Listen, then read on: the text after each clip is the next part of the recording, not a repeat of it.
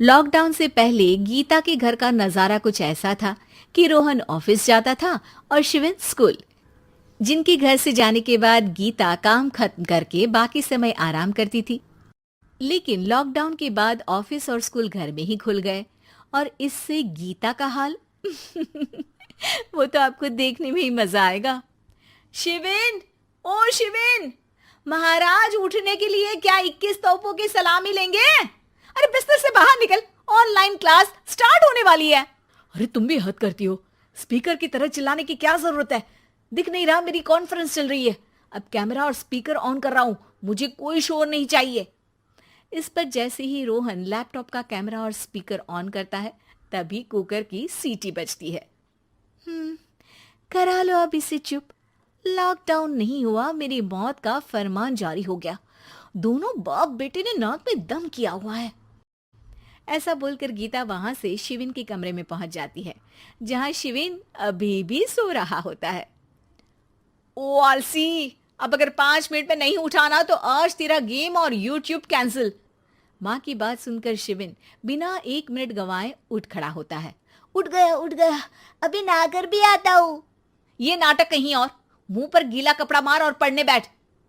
शिविन की online class start हो जाती है, जिस पर गीता उसे वहां बिठाकर रसोई में चली जाती है। थोड़ी देर में उसे कमरे से कुछ आवाज सुनाई देती है, जिसे सुनकर वो कमरे में वापस आती है। हाय राम, तुझे क्लास अटेंड करने के लिए बोला था, कैमरा ऑफ करके बिस्तर पर नाचने के लिए नहीं बोला था। मम्मी मुझे कुछ समझ नहीं आ रहा, आप बाद में पढ़ा देना ना। वैसे भी अटेंडेंस तो लगी गई है। हाँ हाँ बेटा, जरूर बन जा। तू अभी से हम सबका बाप बन जा। अरे नहीं मतलब कहाँ से लाते हो इतना दिमाग, और पढ़ाई करते हुए ये चला कहाँ जाता है?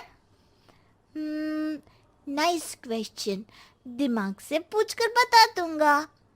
शिविन की बातों से परेशान होकर गीता उसे मारने के लिए जैसे ही आगे बढ़ती है, तभी वो कमरे से बाहर भाग जाता है। अब शिविन आगे आगे और गीता हाथ में चप्पल पकड़े उसके पीछे पीछे पूरे घर में दोनों घूम रहे होते हैं।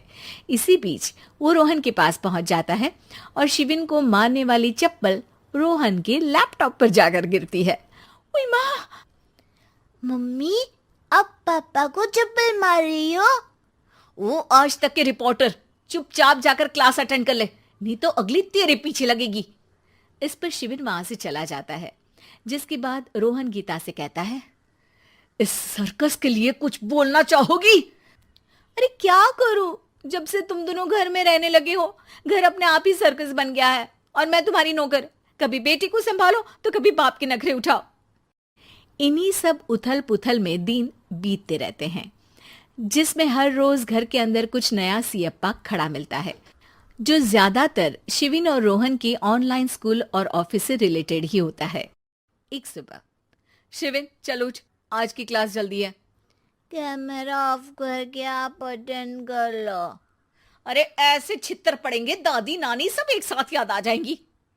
गीता की लाख मशक्कतों के बाद क्लास तो खत्म हो जाती है, लेकिन उसके बाद शिविन फोन इस्तेमाल करते हुए इंस्टाग्राम रील बनाने लगता है। रसोड़े में कौन था? तुम थी, मैं थी, कौन था? कौन था? हाँ, मैं गरीब हूँ, मैं गरीब हूँ। अरे ओ गरीब के बेटे, आजा, मैं बनाती हूँ तुझे गरीब। मैं बताती हूँ रसोड़े में कौन था। पढ़ाई करने बोलो तो इनकी माँ मर जाती है, और ये पागलपंतियां जितनी मर्जी करा लो। गीता शिविन को डांट रही होती है, तभी रोहन बीच में बोल पड़ता है। अरे बच्चा ही तो है, इतना गुस्सा क्यों कर रही हो? बेटे का साथ देने की इसी एक कोशिश में अब शिविन के साथ साथ रोहन भी गीता के गुस्से की सूली पर चढ़ जाता है। अगर बेटे पर इतना ही प्यार आ रहा है तो इसे क्लास अटेंड क्यों नहीं कराते, इसका होमवर्क क्यों नहीं कराते? उस समय तो बहुत जल्दी मीटिंग आ जाती है, वो काम मैं करूं और यहाँ इस बेफिजुली की चीज में तरफदारी करके बन जाओ महान। हे भगवान, कोई तो इनके ऑफिस और स्कूल खुलवाओ, मैं इन्हें और घर में नहीं सह सकती। अरे कुछ और मांग लेती, क्योंकि तुम्हारी ये विश इस साल तो पूरी होने से रही, कोरोना। हाय नास पिटे ने जिंदगी ही बर्बाद कर दी। खाए कोई पचाए कोई, कल मुझे चुन चुन कर सबको मेरी बद्दुआ लगेगी। उन्होंने दुनिया का और इन बाप बेटे दोनों ने मेरा जीना मुश्किल कर दिया। गीता वहां से चली जाती है, जिसके बाद रोहन शिविन से कहता है, अरे तुम्हारी मम्मी इतनी भड़की हुई क्यों है?